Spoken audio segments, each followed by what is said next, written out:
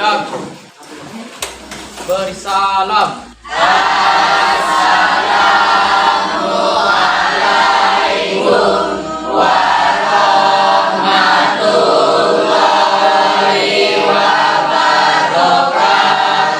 Waalaikumsalam warahmatullahi wabarakatuh. Silakan duduk, anak.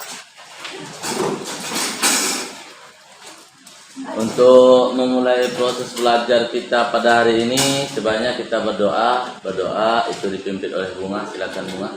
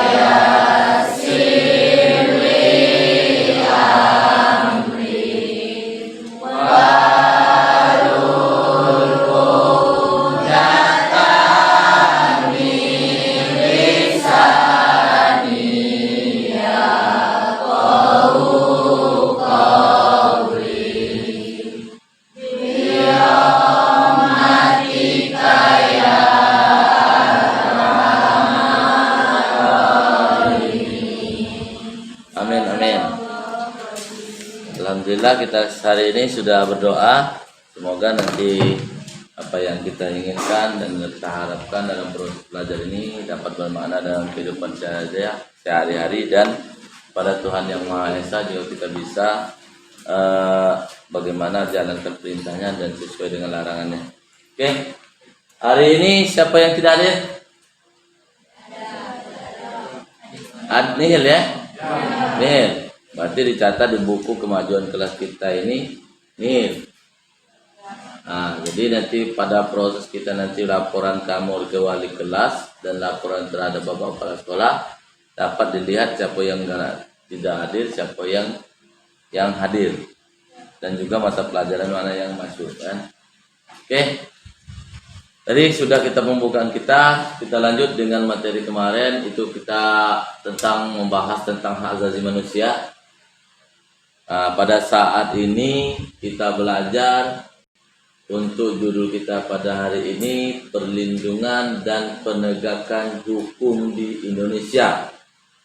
Nah ya, jadi judul kita pagi hari ini, perlindungan dan penegakan hukum.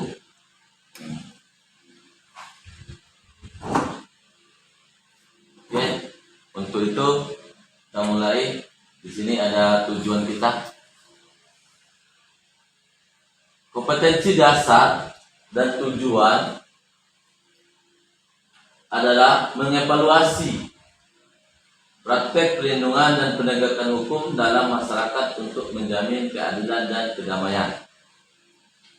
Tujuan menganalisis hakikat perlindungan penegakan hukum, menganalisis peranan lembaga hukum dan menjamin keadilan dan kedamaian. Yang ketiga, mengidentifikasi dinamika pelanggaran hukum. Sebelum kita masuk materi, Pak Hasan mau tanya dulu. Ya, ini bagaimana kalau tidak ada hukum di negara kita? Jika hukum tidak ada, maka kehidupan sosial akan menemui kekacauan dan menimbulkan konflik-konflik yang akan merugikan banyak orang. Ya, berarti dalam kehidupan kita, kalau tidak ada hukum, terjadinya konflik-konflik atau kekacauan yang ada, terjadinya pengambilan hak-hak orang lain. Aplaus untuk Reni. Oke, itu bagus. Bagus ya. Jadi di situ. Jadi jalan kita berarti kalau tidak ada hukum. Jadi kita belajar tentang perlindungan hukum dan penegakan hukum yang ada di Indonesia, ya. Oke. Lanjut. Nah, di sini ada gambar. Di sini ada gambar. Tadi ada gambar hakim, ada yang melanggar peraturan lalu lintas, ya. Ada lagi itu tentang negara,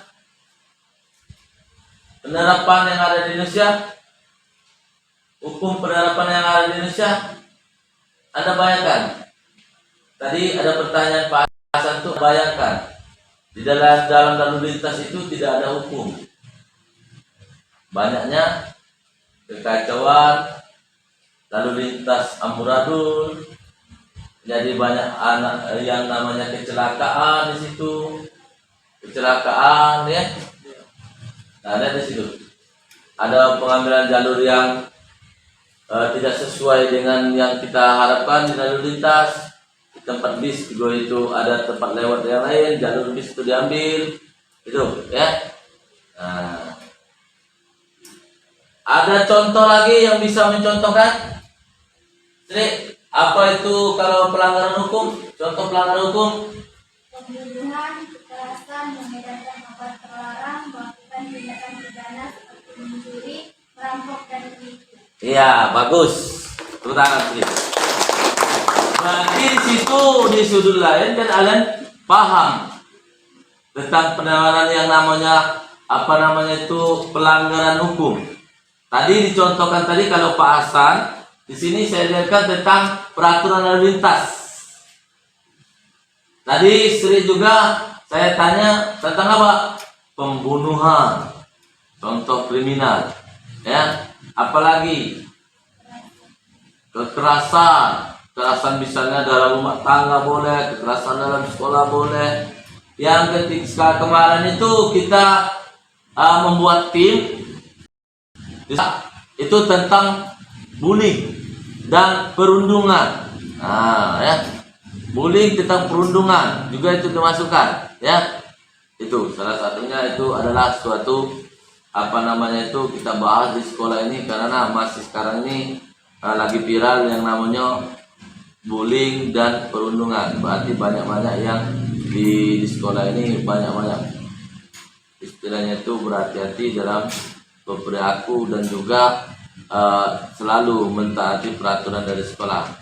Dan juga jangan sampai kita mencemoohkan kawan satu sama lain, baik itu tingkat ekonomi maupun kita dalam intelektual, kepintaran. Ada yang bodoh, ada, cuman ada yang malas, cuma yang di sekolah ini ada. Nah, kalau bodoh itu nggak ada, cuman malas. Kalau dia memang rajin membaca dan itu bisa mungkin kan. Apalagi di lainnya, apalagi tadi adalah narkoba, penyalahgunaan narkoba, pengadaan narkoba itu kita jauh-jauhi dari proses belajar kita karena kita masih pelajar. Apalagi kita mau mencoba-coba atau mau yang namanya memakai, jangan ya. Itu berbahaya, hukumannya itu sesuai dengan aturan undang-undang yang berlaku di Indonesia. Ya, karena kenapa? Perang sama narkoba. Nah, ini sudah masuk ini di kalangan pelajar. Berapa persen kemarin itu di pelajar? Kita tingkatan Indonesia adalah kelima. Kita sekarang ya. Faktor-faktor keberhasilan proses perlindungan dan penegakan hukum menurut Sujono Sukanto. Hukumnya, penegakan hukum, masyarakat, sarana dan fasilitas dan kebudayaan. Hukumnya ada, penegakan hukumnya ada, masyarakatnya ada, sarana dan fasilitasnya memadai, dan kebudayaannya ada. Kebudayaan. Nanti di sini paham? Berarti faktor keberhasilan proses pelindungan hukum ada 5. Adanya hukumnya, adanya penegakan hukumnya, adanya masyarakat, adanya sarana, fasilitas, dan kebudayaan. Oke, lanjut. Peranan lembaga penegak hukum. Pertama itu adalah polisi. Kepolisian Republik Indonesia. Karena saya ambil polisi itu yang terdekat di sekitar kita, di kecamatan. Kalau umpamanya kejaksaan itu mungkin jauh dari Kiagung, dari sini 1 jam. Saya ambil dari kepolisian. Pernah melihat polisi? Saya tak pernah lihat polisi. Saya antar ke sana, pos polisi. Ya, pernah ya. Jadi polisi merupakan lembaga negara yang berperan dalam memelihara keamanan dan ketertiban masyarakat. Penegak hukum juga serta memberikan perlindungan, pengayoman dan pelayanan kepada masyarakat dalam rangka terpeliharanya keamanan dalam negeri. Nah, apa tadi? Memelihara keamanan dan ketertiban. Kalau kita melihat sesuatu tindak pidana di luar sana atau perampokan, kita juga bisa minta nomor kepolisian tersebut. Kita telepon, kita laporkan. Ya, jangan kau biarkan baik. Rupanya kawannya ada yang perampokan, ada kita telepon ada nomor polisi, ada perampok kita.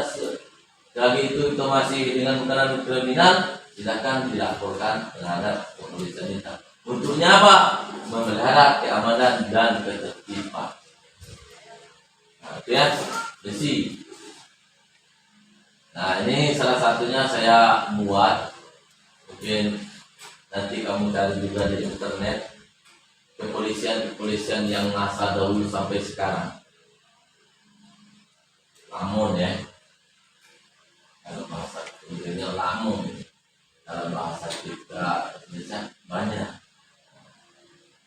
Kewenangan Kepolisian Republik Indonesia pasal 16 Undang-Undang RI nomor 2 tahun 22 melakukan penetapan dan penahanan, penggeledahan dan penyitaan, itu fungsinya. Yang kedua, melarang setiap orang memasuki atau meningkatkan tempat kejadian perkara untuk kepentingan penyidikan. Yang ketiga, membawa dan menghadapkan orang kepada penyidikan dalam rangka penyidikan. Itu kita baca yang lain, ya. Yang keempat, menyuruh berhenti orang dicurigai dan menanyakan serta memeriksa tanda pengenal diri. Berarti jika ada yang dicurigakan, kalau takut, ya, pasti kita lari. Kalau begitu, jangan takut kalau kita takut.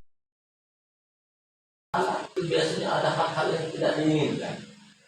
Ya, apakah dia pernah mencuri hiasan? Apakah dia pernah menggunakan obat-obat terlarang? Apakah dia sedang mabuk? Berat. Itu bisa nanti dikenakan sanksi. Melakukan pemeriksaan dan penyitaan surat. Itu kalau beliau ada terkendala dalam hukum. Melakukan memanggil orang yang diselenggara dan diperiksa sebagai tersangka atau saksi. Pernah melakukan tersebut? Pernah diperiksa polisi? Belum pernah? Jangan sampai ya.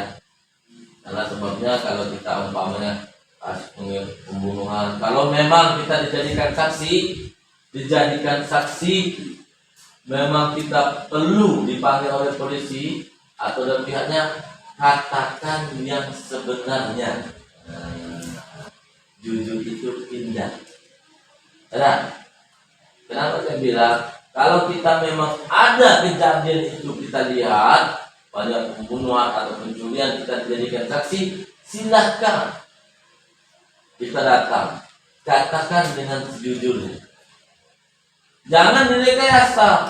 Nanti berbelit-belit ujungnya kita yang kena. Berarti dalam itu adalah yang namanya ikut serta dalam pencurian atau pembunuhan.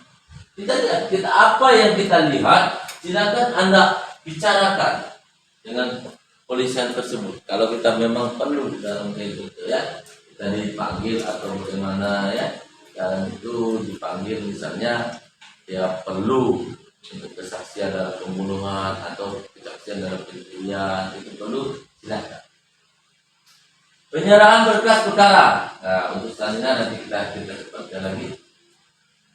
Nah, ini di sini adanya Kejaksaan Republik Indonesia adalah kekuasaan lembaga negara yang melaksanakan kekuasaan negara dan khususnya di bidang penuntutan. Nur, baca Nur. Kekuasaan kehakiman diatur sepenuhnya dalam Undang-Undang RI nomor 48 tahun 2009. Kekuasaan kehakiman di Indonesia dilakukan oleh Mahkamah Agung, membawahi badan peradilan yang berada di lingkaran peradilan umum, pengadilan agama, pengadilan militer, pengadilan tata usaha negara, serta di sebuah mahkamah konstitusi. Ya, nah. Jadi kekuasaan hakim diatur oleh Undang-Undang Nomor 48 Tahun 2009. Itu adalah satu, peran peradilan umum, tindak pidana umum, tindak pidana kejahatan dan sebagainya itu pembunuhan atau pelecehan yang lainnya itu tindak pidana umum. Pengadilan agama, kemarin kita pengadilan agama tentang kasus apa? Pengadilan agama ceraian boleh, ya, tentang hak kita untuk dipaksa untuk masuk ke agama yang lain, pasal 29 ayat 1 kemarin kita sudah katakan hak kita adalah untuk bebas untuk memilih agama dan kepercayaannya masing-masing. Itu pengadilan agama biasanya hak waris. Besok hari Rabu nanti kita berapa jumlahnya? 30 nanti dibuat kelompok 5, ada yang 6, ya, itu 5 kelompok untuk membahas soal-soal yang ada dibuat pada saat kita pertemuan tersebut hari Rabu. Nanti ada soal-soal tersebut pada hari Rabu, nanti kita buat kelompok dan membahas tentang soal-soal yang 5 tersebut. Dalam satu kelompok itu satu pertanyaan. Mungkin nanti dibahas bagaimana menganalisis tentang yang namanya tentang contoh kasus pelanggaran hukum. Nah, di situ apa sih hukum? Kita kurang mengerti, ada menganalisis pengertian hukum dan pelanggaran hukum. Di situ nanti kita buat kelompok, ya. Di situ kita buat kelompok, nanti mungkin ada satu kelompok itu ada 5, ada yang 6, ya nanti. Oke, pelajaran kita sudah habis sampai di sini. Marilah kita tutup dengan mengucapkan hamdalah.